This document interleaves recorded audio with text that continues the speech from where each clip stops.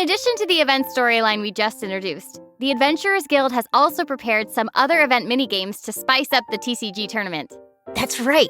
There will be a total of 4 event game modes, including a Tour of Wonders, 0-Hour Invocation, Evermotion Mechanical Painting, and Heart of the Dice.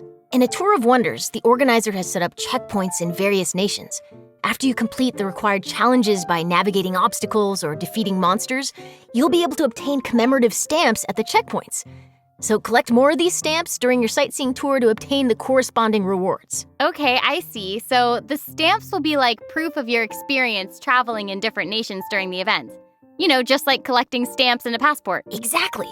Next, we have 0-Hour Invocation, which is an unofficial tournament organized for our passionate TCG players. Unlike the official tournament matches, this format adopts a special rule set, so you won't be able to use your own decks. Oh. Instead, you'll have to build a deck by selecting cards out of the decks prepared by the organizers. And chances are you'll get to duel against some familiar faces. Okay, sounds like fun already. All right, what about Evermotion Mechanical Painting and Heart of the Dice? I think many of our travelers have played Evermotion Mechanical Painting before, but this game introduced by a dreamer from Fontaine has undergone a few new changes. So this time around, you need to adjust the position of the mechanical painting surfaces by swapping or rotating them first, and then install the appropriate gears on the preset points to restore the painting. And I've heard that the paintings are all based on Genius Invocation TCG cards. How awesome is that? That's gonna be so cool. And based on the people we've met, you should never underestimate Fontaine's pursuit of mechanical designs. But of course, I'm sure our keen travelers should be able to restore those paintings with just a few attempts. Or more than just a few attempts if people need it. Lastly, we have Heart of the Dice, which is a combat game mode. During combat, you'll be able to obtain random elemental dice by defeating monsters. Use the suppressive roll skill to consume all the dice you possess and unleash a shockwave that deals damage to nearby opponents, while also granting you random buffs. More dice consumed matching the elemental type of the active character will result in greater damage dealt by the shockwave and higher chances of obtaining more buffs. Okay, it seems like these are some special dice, so we'd better make good use of them. Yep, and travelers will be happy to know that there are a variety of rewards waiting in these events. In addition to Primo Gems and enhancement materials, rewards also include a new 4-star bow called Ibis Piercer, along with its exclusive refinement materials. Yay! So exciting! All right, that's all we have regarding the main event in the upcoming version. On to our next correspondent. Wait. That may be all for the version event, but I still have something else to report. Oh, okay. In version 3.7, there'll not only be a Genius Invocation event, but also a major update to the TCG game itself. What? Oh, okay, that's awesome. What can we expect to see in the new update then? So in the upcoming version, many new cards will be added to Genius Invocation TCG, including character cards, monster cards, and action cards. Amazing, right? Yeah. And it's also noteworthy that the cards of the Animo, Geo, Electro, and Dendro Archons will also be available after the update. Ooh. So we can expect to see some incredible and fun new decks. Nice. Okay, that's gonna be quite the update. And there's more. So with so many cards being added, how could we fully enjoy them without some new game modes? So, in version 3.7, the Arena of Champions mode will be available too. And what'll be different about this mode? Glad you asked. In this mode, travelers must use their deck to duel against each other and accumulate a total of 5 victories. Ooh. As you can imagine, that can be a serious test even for a seasoned duelist. Plus, 3 defeats will result in a failed challenge attempt, and you'll have to start all over. So, if you're feeling confident about your deck and your TCG skills, then be sure to come to the Cat's Tail and give it a shot. Okay, that sounds pretty intense. Will there be anything for someone less experienced, maybe like myself? No worries, I got you. Okay, so another TCG mode is called the Forge Realms Temper, which will also be available. You'll be allowed to configure the difficulty of the game mode, as well as to choose from a bunch of additional conditions to score extra points. Okay, perfect. I'll definitely be picking some conditions that suit my decks the best. What's happening? What is going on? That sounds cute. Where's it coming from? I got so caught up in listening to you two talking that I almost forgot that I'm on the job. Anyway, here I am. Aww. I have an urgent delivery for you. Please sign here, and I'd really appreciate it if you could leave me a good review. Thank you. Oh my gosh. So cute.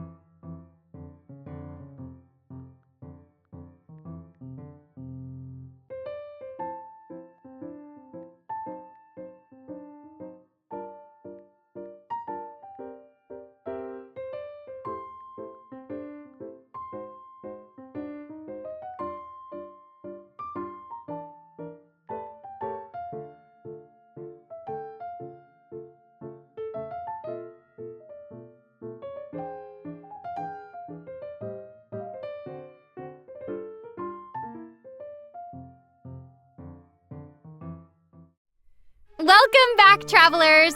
Our two special correspondents this time are dun-da-da-da! It's me! It's Jenny Yokobori, the voice of Yoimiya! Hi, everybody! I'm so excited to be here doing the special program. This is one of the most exciting moments of my life. Yay! Woo! Meowdy, travelers. I'm Julia Gu, voice actress for the new playable character, Kirara. Okay, so you were in a kitty box just now, so thank you for that urgent delivery. Yup, that's just Kirara's job. She is a courier like no other. More like Purrier. Ooh, Meowster for done. But before we get to hear more about Kirara, why don't we check her out first? Yay! Let's do it! Whoa, the scenery here is wonderful. I've landed the perfect job.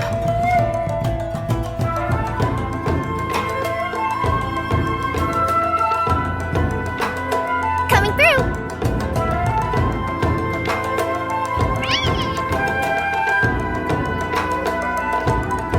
Service with a smile.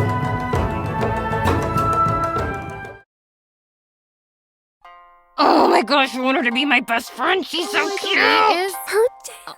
so cute. Her tails. Her tail's made a heart. That's the most adorable thing I've ever seen. I So know. cute. Did you guys see her in the little box? It was like, oh, she coming. Oh, she coming. Also, her ult is like really cool. I want to so eat cute. the jellies. I want to eat those slimes.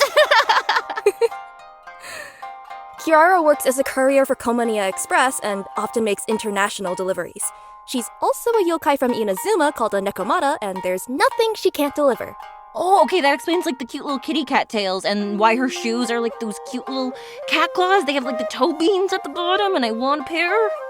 So, actually, those are just her regular feet. Oh, then I'm What? embarrassed. For Kirara, even though she could use her yokai powers to have human feet, she's still a Nekomata and feels more comfortable using her own claws to move. That and her makes own sense. They're beans. so cute. They really are. And also, Kirara has two tails. Can you tell us anything about that? Mm. Oh, yeah, it's said that the tail represents a Nekomata's potential. So, with two tails, I guess this means that Kirara is a really powerful yokai. Some bandits might assume that Kirara is an easy target, thinking that it would be easy to steal a package from a young girl, but they are in fact fools. And this mistake Yes. always ends with the bandits running off after she gives them a good thrashing. I'm obsessed with this. So She's awesome. just little kitty cat girl boss. Like, okay, and having her as your courier basically like determines that your package is going to get there safe. That is incredible service. Oh yeah, no doubt about that. Kirara is a very responsible worker and will do her best to ensure every order she receives is delivered. Of course, if the client can spare a meowment, she doesn't mind receiving a good review. Oh my gosh, she is so cute and diligent. I would definitely give her an extra tip right on the spot. Absolutely. Like catnip, fish, Mora, whatever she wants. Okay, so how did a yokai from Inazuma end up working as a delivery person? What's the line there? Okay, well, if you think about it, the yokai in Inazuma do seem to have a mix of jobs, so... True. Well, speaking of which, even though Kiara is a strong yokai, she does care about her work and enjoys her job.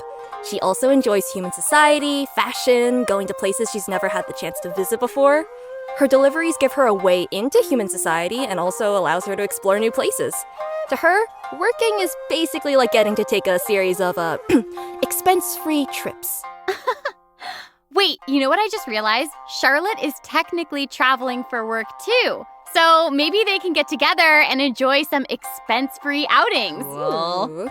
Okay, I think everyone is waiting to learn more about this yokai courier's abilities. Absolutely, yes, correct. For sure. Let's move into Kirara's skills. Oh, Kirara is a Dendro element sword user and can effectively assist her companions while also making world exploration more efficient. okay, her attacks look amazing. She swipes just like a cat using its claws. I love it. Yeah, she is a Nekomata after all. Additionally, her exploration talent allows her to move near birds or other smaller animals without startling them. She's an apex predator. I love it. That's so cool. So it's gonna be easier to get like fowl and raw meat and easier to hunt. Yeah, watch out, Timmy. Timmy should watch his back. Oh, not Timmy. No. Yes, Timmy. Sorry. Sasses me. Well, she's always going to keep you well fed, no matter the means. By tapping her elemental skill, Kirara creates a Dendro shield that can protect her from harm. Okay, shields are great. They'll keep both her and the delivery safe, which is all that matters. And holding down the elemental skill will not only grant shields, but also put Kirara in a unique state. Cool. So the whole thing is that that's the cutest thing I've ever seen in my entire life, and I need you to immediately tell me more about it right meow. Oh, no problem at all. Thank you, yes. In this state, Kirara will deal Dendro damage upon slamming into enemies, but more uniquely, this state will also drastically increase her movement and climbing speed, along with her jumping ability. Okay, that sounds super useful. So just so I can get this straight, she'll be able to just climb straight up walls? Oh yeah, she'll be able to go straight up a vertical surface in this state. Okay, well, that's Amazing. the best thing ever. She's gonna be so great for exploring. And I guess that's one of the reasons why she's a trustworthy courier.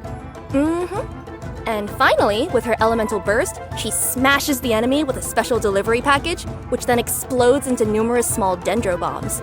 These bombs will then explode upon contacting enemies or after a duration, dealing dendro damage. And can we just appreciate the fact that the bombs are kitty-shaped? Because I'm obsessed with that. And So cute. So cute. she has kitty-styled attacks, kitty-styled deliveries, and she also has kitty-styled bombs. Amazing. She is adorable. So, aside from Kirara running to various nations making deliveries, I also heard about another one of our friends leaving their home to explore the world. Ooh, so who wants to go on a trip? Oh my gosh, wait, is it Yoimiya? Because you guys are like looking at me, a humble PNG. Amazing, okay. Maybe. Well, I think you might be knowledgeable about traveling across nations because you have information on Yoimiya's story quest. I totally do. I was just being a little stinker. Okay, so the Sakoku decree has been repealed for some time now, and Yoimiya has been wanting to go out and see the outside world. In version 3.7, the second act to Yoimiya's Carassius Errata story quest is about to begin! Woohoo! She will be embarking on a globe-trotting adventure, heading to Sumeru, the Nation of Wisdom, alongside the Traveler. Whoop whoop. It's a pretty far trip. I mean, personally, I'm really looking forward to it too. Not that I'm biased or anything. I seriously cannot wait to experience what happens in the 3.7 update. Right? And, And, you know, traveling with a girl is easygoing and cheerful and cool and amazing. Not that I'm biased or anything, as Yoimiya will be a joy. I think she's probably, like, the best, like, travel companion. Again, not biased or anything. But to ensure that everyone gets the most out of this story quest, I'm gonna be a good bean, and I will not say any spoilers. That way our travelers get the chance to explore the story. I'll be good. Okay. But That's nice of you. Thank you. Yes, see? I'm good. But when the time comes, I hope Yoimiya's new story can brighten everyone's day, just like she always does. Oh, Of course. Ding! for sure. And we're not biased. No, not No. biased. Still, none of us. Just honest. Honest. Also, kind of like speaking of honesty, I was honestly wondering what new companions can travelers invite for their teams in version 3.7? Right. That takes us to our event wishes. I think this is something our travelers are always interested in. So, for further details about 3.7's event wishes, please direct your attention to the big screen. Ta-da! No! Where did that come from? Oh, I just remembered that we're today's reporters. What? Oh, According to reliable sources, the first half of 3.7's event wishes will boost drop rates for Yoimiya and Yaimiko. At the same time, Kirara will also be making her debut in these event wishes, so travelers who want Kirara might want to take note. And the second half of version 3.7's event wishes will see Kaidahara Kazuha and Alhaitham getting their own reruns. Sarah, why are you talking like that? Because we're reporters! Thanks, Sarah. With the help of their companions, we hope that all our travelers will be able to keep happily exploring Tavad. And now to Jenny with the weather. The weather is still weather.